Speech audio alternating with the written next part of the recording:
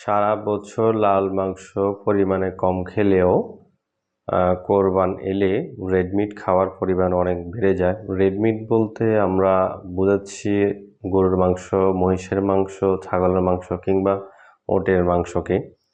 Red মিটে থাকা vitamin ও মিনারেলের শরীরে অনেক ঘাটতি পূরণ করে, পক্ষান্তরে এতে থাকা কোলেস্টেরল, চর্বি শরীরের অনেক স্বাস্থ্য ঝুঁকি বাড়ায়। বিশেষ করে যাদের উচ্চ রক্তচাপ, হৃদরোগ, ডায়াবেটিস ও স্থূলতা রয়েছে তাদের স্বাস্থ্য ঝুঁকি বেশি বাড়ায়।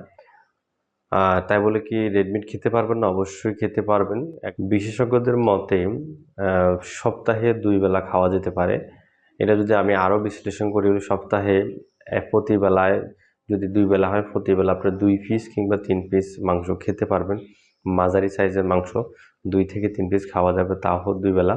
আর যাদের উচ্চ রক্তচাপ, ডায়াবেটিস, স্থূলতা বা অন্যান্য সমস্যা রয়েছে তারা অবশ্যই ডাক্তারের সাথে, একজন কনসালটেন্ট ডাক্তারের সাথে পরামর্শ করে আপনার মাংসের পরিমাণটা জেনে নেবেন। কিছু রোগীর ক্ষেত্রে লাল মাংস একদমই খাওয়া যাবে না। আপনি একান্ত খেতে হলে ডাক্তারের পরামর্শ নিয়ে তখন খাবেন।